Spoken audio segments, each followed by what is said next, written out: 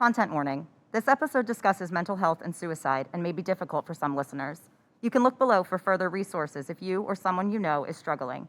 The Suicide Prevention Lifeline has a 24/7 phone number you can call during a crisis at 1-800-273-8255.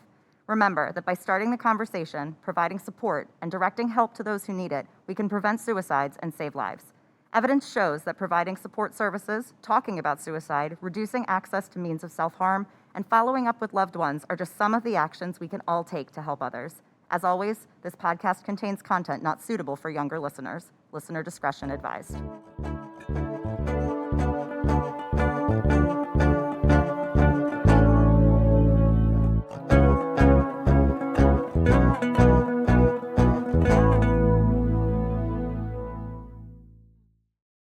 From MAST Radio in Philadelphia, this is SHAKESPEARIAL, one story week by week. I'm Erica Montague. The cops that investigated the murder of Elizabeth Stewart were both experienced York County detectives. Their names were Hortensio Thelonious Brooker and Antonio McDuff. And I really wish that right now I could play you audio of their perspective on this case and the appeal, but they didn't want to be interviewed. When H.G. Brooker finally turned me down after 5 months of back and forth, he said he just didn't see the point. It was over. What good would it do to talk about it? I also spoke briefly on the phone with McDuff, and while he didn't stay on the phone for long, one of the few things he said was that, I still believe he did it, no question. But how did he arrive at that level of certainty? How can he feel that way after Mackenzie Stewart won his appeal and was found not guilty of murder? Before Beth's body was found, it was a missing persons case. She was last seen on October 31st, 2003, and the investigation starts slowly. Which actually makes sense to me. She's not a child, she's an adult woman. She has a car, which also happens to be missing.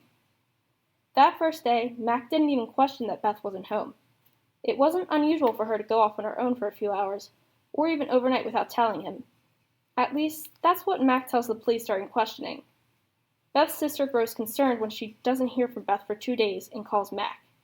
He seems unconcerned, but records show he makes multiple calls to Beth's phone and leaves a few voicemail messages asking where she is and letting her know people are concerned.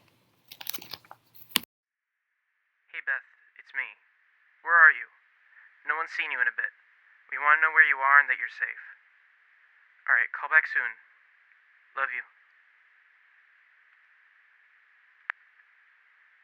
Beth, it's me again. Listen, I know things have been difficult, but we need you here. I need you here. Where have you been? It's been a few days. We all really miss you. Come home. Love you. Beth, what the heck? Where are you? Why aren't you responding to my calls? Why aren't you opening my texts? Why did you leave? When are you coming home? You need to tell me when you leave. You know this. Christ, we've been talking about this since we were, 14? And what have you done? Nothing. Nothing but forget our conversations, because you're so focused on yourself that you forget that there are other people in this world besides yourself. But guess what, Beth Stewart? People exist outside of you. It may come as a shock, I know, but you're not the only person who matters on this planet. Not even close. 36 years. 36 years this has been going on. 36! Please just come home. It's me again. People are getting really worried. You've been missing for a few days now. It's time to come home, Beth. Please come home. I'm so sorry about everything. I mean it, I am. Please come home. I love you. See you soon. Beth, when are you coming home? I know you're mad, and I'm sorry. Can we talk about it when you get home? Where are you? Love you. See you soon. Once she misses a shift at work, the police get involved. Beth's sister files a missing person report. The police call around to hospitals, hotels, motels. They check the area around the Stewart's neighborhood. They check camera footage and her bank statements. You can see from the reports that they immediately hone in on the most statistically realistic explanation for such disappearances: the significant other. Mackenzie has no real alibi. He says he was working, but couldn't recall exactly when he had started and finished his day. His manager confirmed he was at work that day, but acknowledged that there's no real system for tracking exact times, and couldn't be sure when Mac arrived or when he left that day. The cops questioned Mac at his house on the first day Beth is reported missing. Things like, where did you last see her? Did you have a fight? Does she usually go off like this without telling anyone? Mac seems just as bewildered as everyone else, according to the cops' notes from the first conversation. Over the next week, they keep going back to the house, calling Mac several times a day with inquiries they believe will help solve the case, in what Mac seems to think is a group effort to find his wife. Behind the scenes, however, police are targeting him as their prime suspect and hoping he will make a mistake and give up information they can use against him. On November 7th, they do that awful, foreboding thing you see in crime documentaries sometimes. They take a team of dogs to check the areas and parks around the town. They used Beth's hand towel and her favorite hand soap for a scent. By November 10th, they make a report saying they are going to check Beth's computer, cell phone account, and social media for clues. Testing, 1, 2, 3, testing. This is a tape from a police interview of the neighbor who first named Mac as a suspect in his wife's disappearance. That's Detective Antonio McDuff, the officer assigned to the case after Beth's body was discovered. He recorded a taped interview with Claude. I'm going to play some sections from that interview. This is a taped interview of Claude Lawrence, white male, 72 years of age. We're at the Offices of Homicide, specifically the Fleance conference room. Mr. Lawrence, why don't you go ahead and tell us what you know about the death of Elizabeth Stewart? Well, I called the police when she first went missing, and I saw it on the news that she was missing, and I told them about the fight. Can you tell me more about the fight? Well, sure. They were having an argument, it looked like. I could see them through their kitchen windows. They don't have curtains or nothing, so I can see them when I'm out in my garden. At one point, they got so loud that I could hear them a little. Not what they were saying, but that they were yelling. You said it looked like they were having an argument? How could you tell? Well, the husband, he had his finger all on her face, and she was crying and shaking her head. At one point, he grabbed her and shook her a little, and started shoving him, and she was yelling too. All in all, it didn't look like a happy couple. Next thing you know, she's gone missing. It's the husband, I'm telling you. You know, he killed somebody else. Claude remembered the letter sent to the Daily Globe after the death of Banquo, and mentioned it several times in his interview with police. It's slightly jarring to hear him so openly suggest that Mac is a murderer, with only the letters as evidence. It's even more jarring to think that this witness was a major part of the prosecution's argument in the case against Mackenzie Stewart. Claude called the police when he heard that Beth was missing. Police made note of his call, but it wasn't until Beth's body was found that they interviewed him about the fight he claims to have seen that day. I say claims because no one else could back up Claude's story. No other neighbors saw or heard anything unusual that day, or any other day, from what I could tell. Beth and Mac seemed like a perfectly normal couple, and only Claude went on record saying he had seen them fight numerous times before. This might seem like some type of evidence, but Claude was a habitual 911 caller, the cried wolf type. Here's a recording of a call made about 2 weeks before Beth went missing. 911, where's your emergency? My neighbors are fighting again! Hello, Mr. Lawrence. What is the complaint this time? Well, I heard the two of them fighting. I think it's Serioso. How you like that, Serioso? I'm practicing my Spanish. Well, anyway, Mac and Beth are fighting real hard. He swung a knife at her, or maybe it was a remote. Or it might have been nothing at all. I can't tell. Missy, get out the way! That's Missy. She's my cat. Where was I? Oh, yes, Mackenzie and Beth Rooney. That's my nickname for her. I think they're fighting real hard and... Oh, wait, no, they stopped. But they were at it for a minute there. Anyway, still set a paddy wagon. I think Sue next door stole some of my azaleas. Please, Mr. Lawrence, only call 911 for emergencies. Have a nice day. So like I said, maybe not the best witness in a murder trial. But even without Claude's testimony, the case against Mackenzie Stewart seemed straightforward enough. Beth went missing on November 1st, was reported missing on November 4th, and her body was discovered submerged in her car in a local lake on November 12th. Mac was named an official suspect and arrested the next day. The case against him was also straightforward enough. Police claimed that after a heated argument, though they never really could explain what that hypothetical argument was, Mac smothered his wife and attempted to cover up his crime by pushing her car into the lake with her body inside. The evidence? A sloppy autopsy report that was inconclusive and attacks on his character. There was nothing really to tie him to any involvement in Beth's murder. Not as emotionally invested in her disappearance as people would expect? Sure, but that doesn't make someone a murderer. There were two things the prosecution had in their corner: widespread distrust and dislike of Mac in the community, and the fact that Mac chose to defend himself at trial. I'm going to just play the audio of the opening statements because there's nothing else I can really add. You just have to hear it for yourself. It is a bit long, so strap in and pay attention to some of the strange things Mac says towards the end. Esteemed members of the jury, I stand before you today to bring justice to one Elizabeth Beth Stewart. This case is not just a murder trial. This is a trial and testament of guilt. Beth Stewart's murder is the result of an unhinged, toxic person's actions. But more importantly, this is a case of Beth Stewart's life. Though her life came to an abrupt, vain, and tragic end, it is my job not only to bring justice to her, but to ensure that her murderer is removed from society for the good of the public. Throughout this trial, you will hear multiple testimonies of the people who knew Mackenzie and Beth Stewart. These witnesses had known either one or both parties of the couple better than I ever will. So if I alone cannot prove Mackenzie's guilt, let the witnesses do so. But be warned, you will hear of their arguments, of their flaws, and of the relationship as what most will consider them to be, textbook high school sweethearts. You will listen as eventually the realization sets in that their happy marriage was in fact not so happy. Arguments that grew, disagreements that turned into reasons to loathe rather than love were common in Stewart's home. You may hear Mr. Mackenzie Stewart claim his innocence, but when you hear this, know that nothing but lies come from him. Mackenzie was usually the one to escalate these arguments, and one of those arguments led to the reason we are all in this courtroom together. Jurors, the man who murdered a wife, a friend, a sister, and a daughter is sitting here in this room. Beth and Mackenzie... It's Mac. Excuse Please me? contain yourself. I don't go by Mackenzie. I go by Mac. Mr. Stewart, you will remain calm during this trial. Do not make me ask you again. Beth and Mackenzie Stewart met in their freshman year of high school in 1977. They started dating almost right away. The evidence will show you that while Beth did love Mackenzie, they relentlessly argued. In fact, Mackenzie was openly disinterested in Beth's interests.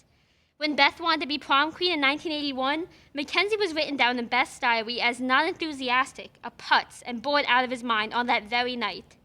Had he paid attention to Beth's interests, wants, and needs, he would have tried and enjoyed the night with Beth. He would have tried to show an interest in something his girlfriend was passionate about if he loved her, right?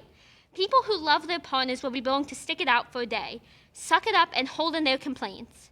Everyone, the evidence shown throughout this trial will prove beyond a measure of doubt that Mackenzie is guilty of his wife's murder. I would also like to address the elephant in the room, that elephant being a car accident that occurred in 1997. It has been speculated that Mackenzie played an active role in this car accident, resulting in an injured 5-year-old and a dead father. Mackenzie's had a track record of violence, you see, constantly referred to as aggressive. The neighbors are able to recall multiple instances of aggressive behavior from Mackenzie to his wife. I implore you to keep an open mind. Make this case a fair one. Fairness is what Beth would want. Thank you all for taking the time to be here, and thank you for listening. Okay, first of all, I don't go by Mackenzie. Mackenzie is a girl's name, and I am not a girl. I go by Mac. Mac is fine. It's manly, or at least as manly as Mackenzie can get. Why my parents named me Mackenzie, I don't know. I mean, what kind of parents would name their son Mackenzie? Did they want me to get jumped or something? Maybe they were looking to have a daughter, but they didn't and vicariously lived through me or something. But who would want a girl? Men are strong. If Beth and I ever had a kid, I would never name him for a girl. That's just embarrassing. I don't care that Mackenzie was used as a boy's name when I was born because it's not now. I go by Mac. I told you that I go by Mac. You ignored me. No one ever listens. Beth never listened. I didn't kill my wife. I never laid a single hand on her that I didn't mean to. I would never think of killing my wife. Can Beth be pushy and overbearing and manipulative and emotional and annoying and too sentimental and a pain in the butt to deal with sometimes? No, all the time? Yeah, but that's not a reason to kill her. Why would I? I've no reason to kill her. All right, I know Beth. I loved Beth. I did. I even wrote her a song in 10th grade. And it was a good one, too. Do you just want to hear it? I still remember the lyrics. I wrote her a song. I would never kill her. Plus, how do we know she was killed? But I mean, seriously, she would always run off on her own without me or some other guy to protect her. She never knows how to just stop being Beth for a day. She never did, and she never will now, I guess. She's dead. The love of my life is dead, and you all think I killed her, but I didn't. Oh, the lie detector. I even took that polygraph test, and I got a really good score on it. The best score that the test has ever seen. The best in the world. The lie detector shows I am not lying. I didn't kill her. I swear, I would never kill her. And I didn't. We wanted kids, and we were happy. Happy people don't just kill each other. Happy people don't kill their partners. Beth made me happy. I didn't kill her. Don't believe me? Then look at the lie detector, and that'll show you the truth. I love her. Yeah, that's it. The lie detector test that Mac mentions towards the end of his opening statement was not entered into evidence by the state. He isn't lying about passing the polygraph, even if he is lying about the best score on the test has ever seen. He did pass, that's true, but polygraphs aren't scientifically accurate and are often used as an interrogation tactic. Look, we know you lied, so it's best if you just tell us the truth. That kind of thing. Someone passing or failing a lie detector test might not accurately reflect the truth, but Mac passing definitely would have worked against the state, so they simply moved on. Mac couldn't let it go, though, and part of his downfall in this case is directly related to that. Mac was found guilty in the original trial. He later won his appeal and was released from prison after working with a group of people committed to his innocence. One of the better decisions he made was hiring an actual lawyer for his second time in court, Portia Belmont. Portia was happy to speak with us about the case. The original trial relied heavily on pathos, on emotionally engaging the jury in Mrs. Stewart's life and relationship with Mr. Stewart, calling her Beth, reading diary entries from her high school years, bringing in character witnesses that hadn't spoken to the couple since college. It was all very focused on simply portraying Mr. Stewart as he was in his late teens and early 20s, not as he was in his 30s and early 40s, a mature and stable individual. Even if he didn't murder his wife, is stable the right word for him? Especially given how we see him act during his first trial and after his release from prison. Yes, I believe it is. While there is no judgment in this assessment, what we presented at trial was that Mrs. Stewart was the partner with mental health struggles, the partner who instigated and pushed, the partner who left without a word for days at a time. At trial, Mr. Stewart was struggling with the accusations that he could harm the woman he loved, and when it seemed that no one believed him, he was unable to contain himself. And you said that not having a lawyer was a huge part of that. Of course, I do not consider his decision to represent himself in a murder case as an intelligent one. That was the first strike against him. Actual adept legal skills aside, a lawyer would have prepared him for what the prosecution was going to say, the horrible stories they would tell. A lawyer would have been sitting next to him in that room, supporting him and keeping him from angering the judge and the jury with his outburst. A lawyer would have known not to mention the polygraph or the letter about Mr. Allen's car accident. Simply put, this was a winnable case, and circumstances and poor decisions made in a highly emotional and stressful time period is what led to a verdict of guilty. And his behavior after his appeal? I have no comment on that. Mr. Stewart was not my client after his release from prison. Portia makes some excellent points about the problem with Mac's defense in the first trial. His belief that everyone would simply agree with him made him unprepared for what Prosecutor Richards presented to the court. Emotionally engaging the jury in Beth's life by reading the diary and calling her friends as character witnesses made the jury angry with Mac, convinced he had harmed this sweet woman who simply wanted her husband's love. Later in the trial, they read more excerpts from Beth's diary, like these sections from an entry from her senior prom. Dear Diary, yesterday was the worst day of my life. I thought prom was where a girl's dream came true, but really, it's where a girl's dream gets ripped away from her and stomped on. Anyways, the dress I bought was simply stunning. It was powder blue with lace straps cinched at the waist, and it was off the hook. Looked even better when I was wearing it. I told Mackie to pick me up at 6, and he said fine. Didn't seem very enthusiastic, and it was freaky deaky. Didn't he know that he was about to be crowned prom king? I was surprised, but waved him off, thinking that boys were just unusual creatures. But my surprise turned into outrage when the clock struck 6 and no Mac. I waited, fumed, powdered, and waited some more. That putz didn't show up till 8. I jumped into the car and jeepers creepers. He was wearing a brown suit. Brown. I specifically told him to wear a light blue so that we could be matching. And brown? Out of all the colors, he picked brown? Ugh! I screamed at him until my voice gave out.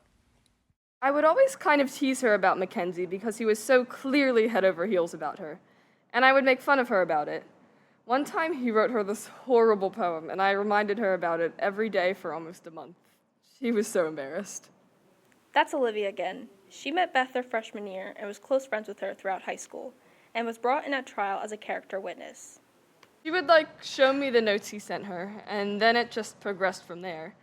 At first, she was trying to keep it a secret because her parents didn't want her dating anyone, so that just created more of a, her saying, I'm telling my mom I'm going to be at your house, but she's really meeting him to go on a date, that kind of thing.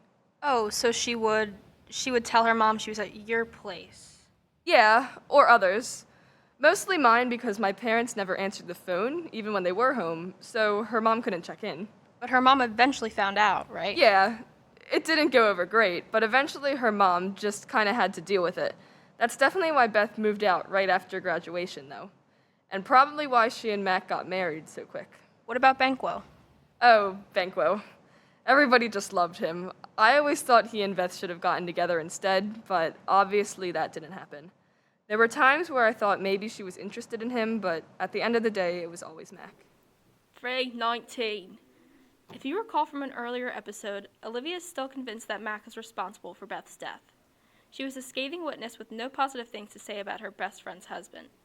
Even now, she still speaks about Mac with a bitterness and anger about Beth's early death. Listen to some of her comments when questioned by Prosecutor Richards. Please state your name for the court. Olivia Santamarco. And what was your relationship to Beth Stewart? We met in high school and were close friends throughout the rest of her life. We didn't keep in touch as much in the past decade, but still spoke on the phone a few times a month and caught up in person whenever I was in the area to see family. I'm going to read one of Beth's diary entries from 1978, and I'll have some questions for you after. Were you aware she kept a diary? Yes, but she never let anyone read it and was very protective of it. This entry is dated March 25th, 1978. It reads, Dear Diary, Mac and I were lab partners in biology, but it wasn't as great as I thought it would be. Don't get me wrong, I love Mac, but I wish he'd take school more seriously. Look at your future in line, Mackie. Why don't you care? Mac was so excited to dissect the cow's eye, but after touching it, he got creeped out and booked it. It's just an eye, chucklehead. So I had to do everything, and I'm so mad about it. He was goofing off with his friends while I was working my butt off for the both of us. He told me to keep on trucking. Little did he know I wanted to smack a truck in his face. Olivia had to hear about it during algebra later, and she just laughed and told me I shouldn't be surprised by any of it anymore. But ugh, I need to think about some things. Miss Santamarco, do you recall this conversation? Not specifically, no, but I do remember having many conversations about similar things happening where Mackenzie was irritating her or frustrating her. When Beth needed to complain, she usually came to me about it. Would this happen often? Often enough, probably once a week when we were in high school. And what would you tell her when she came to you with her concerns? She knew I wasn't a big fan of him, or of them together, but even if she agreed with me at the time, she always forgave him and forgot everything we had talked about. It got annoying, but I was her best friend and wanted to be there for her whenever I could. And after high school, when you would talk, was it more of the same? Not as much, but she would still sometimes slip up and say something negative. But usually she avoided talking about their problems with me. She'd always ask about my job, tell me about her classes at the community college, or the house they were buying, but not their relationship. One of the other major mistakes that Mac made during this trial was calling himself as a witness. When you represent yourself in a court, you simply get a chance to tell your story. There are no questions, you don't talk to yourself on the stand, but it does open you up to cross-examination by the prosecution. And at murder trials, it is rare that the defendant is put on the stand. Mac was already unable to keep himself together, and when Reagan Richards starts her line of questioning, it gets uncomfortable. I'm not including the audio here, but the court transcripts and the audio is in the public domain for anyone who wants to seek it out. Mac is belligerent, inappropriate, and vulgar, and has to be chastised by the judge numerous times. There is no question that his behavior during the trial is partly to blame for the guilty verdict from the jury. One key piece of information that was not represented at the first trial was that Beth had been seeing a psychiatrist for a few years at the time of her death. No one in Beth's life knew about it at the time, not Mac, not Olivia, not even Beth's sister Susie. Mac was already guilty and in his cell for life when the information was discovered by those who supported his innocence and was a huge reason for Mac's appeal. When we discovered that Mrs. Stewart had been in regular therapy, dealing with some extreme issues and fighting with her own depression, it became even more obvious that this wasn't a murder. Mrs. Stewart made a decision that day to take her own life in a tragic and horrible turn of events. We were able to obtain recordings from some of her sessions where it was made very clear that this was a mental health crisis and not a murder. We are not going to go into the details of Beth's death, but while the medical examiner initially concluded that it was a homicide, an independent autopsy found striking evidence to suggest that this was a result of Beth's own actions. But while Mac did not directly kill Beth, many people still feel that he was a contributing factor in her decision to take her own life. Recordings from a therapy session were subpoenaed and played during the trial to emphasize this point. Beth was in a crisis. She isolated herself, and she made a terrible and tragic decision when she was not in her right state of mind. Her doctor refused to testify during the trial, but did agree to turn over some of the recordings to the court. What do you believe seems to be provoking your obsessive hand-washing? Well, I tend to believe that my sins will not be repented unless I commit to clean my hands, as though evidence of the sins are never seeming to stop confronting me. Sins, huh? Do you mind expanding on that? I'd really rather not. All right, I understand if you're not comfortable sharing, we can swerve in a different direction.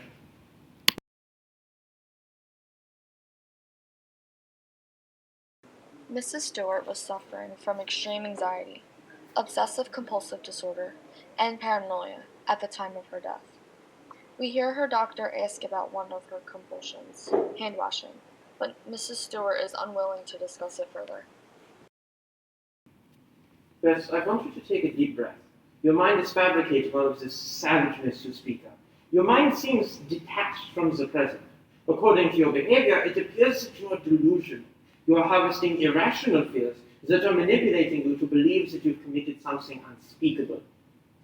But I'm trying to tell you the root of this mind-numbing knot. Bess, I am Yale educated. That would say a lot, wouldn't it? Sure, but... Okay, then. From the knowledge I've gathered in those study sessions at Sterling Memorial Library, I can observe that your mind is in a fragile state, beyond the capacity of distinguishing between what's real and what's been conjured by your manipulated innards. Let's first focus on tracing back to when compulsive hand-washing and paranoia began to manifest themselves. Can you bring me back to the first time that feelings of fear may have culminated, to the extent to which perhaps the habitual hand-washing came about? You're literally neglecting the truth I'm giving to you. I'm going to, once again, hand this over to the Toil and Trouble trio, Jane, Agatha, and Mary, to break down the two trials. The first for Beth's death in 2003, and then Mackenzie's appeal in 2009. We can all agree that Mackenzie's first trial was a farce, just a complete disaster. I'll never be able to understand his decision to defend himself with no legal background. Agreed. It's a mess. He's ranting and raving throughout the entire trial and never proves anything about the case. He insists that he's innocent and then offers nothing to prove it except his claim of passing the polygraph, which wasn't even included in the evidence. Yeah, exactly. You just want to reach out and shake him and yell at him to stop bringing it up when you listen to the court recordings. Like, sir, you need to calm down. I do think he was under the impression at the first trial that no one would find the prosecution's story credible, that no one would possibly think he could have killed his wife. Even if he wasn't a great husband, he clearly loved her. Maybe it was obsessive, maybe it was a toxic relationship, yes, but in his own weird way, he really did love Beth. The voicemails are what convinced me of that, where he goes from loving to angry and back to loving and sad. Actually, some of those later voicemails are just so sad. If he was calling and leaving messages to try and trick the police, I don't think he would have left such an angry, unhinged voicemail at all. Either way, that marriage was ridiculously unhealthy. It's just so toxic and emotionally abusive from both of them, not just Mac towards Beth. And that was the part of the case presented by the defense at the appeal, that the relationship was equal even if it wasn't always healthy. Can we get into the appeal a bit? I know there's a great breakdown on your website, so can you three walk me through the second trial? The main case from the prosecution was again that Mackenzie and Beth had a fight that resulted in Mac killing his wife and covering up his crimes by putting her body into her car and pushing it into a lake. The defense still claimed that Mac was at work, but they were able to lay out more of a timeline based on the newer evidence from Beth's therapy sessions, her diary entries, and the independent autopsy that confirmed Beth had not been a victim of homicide. The timeline basically is that Beth left her home on November 1st after handing out candy the night before for Halloween. She was seen by many of her neighbors that night, but no one could confirm if they saw her the next day.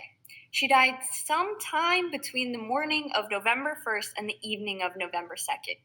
We do not feel comfortable going into the details of what happened exactly due to the manner of her death, but the independent autopsy results were presented at trial and anyone can find them if they need to know. From it, though, it seems clear that Beth made a very tragic decision to take her life. Mackenzie obviously would have been a factor in that decision, but the evidence points to Mac having nothing to do with her disappearance or death. They don't find her body, even with search dogs, due to an early snowstorm that happens at the beginning of November. It caused the lake to freeze, so her car was submerged until the weather got warmer and the ice and snow melted around the 10th and 11th, and her body and car were discovered on the 12th. I think that delay in finding her body is part of why the police were so convinced it was murder and Mac was her killer. Well, that and the fact that statistically he was the most likely person to have killed her, of course. But the amount of time she was submerged made the autopsy really difficult. Mac's lawyer at the appeal was able to argue reasonable doubt in a very convincing way. She also was able to prevent any mention of Banquo and his death, which was a smart move. I'm not saying I'm glad he got away with that, but in terms of justice, that was the right thing to do. She was also able to present Beth's health issues, her deteriorating mental state over the last few months of her life, and even Beth's own thoughts recorded in her diary of ending her life. She never mentions if she talked with Mac about it, but we know he was unaware that she was in therapy at all, so clearly she was keeping her own secrets.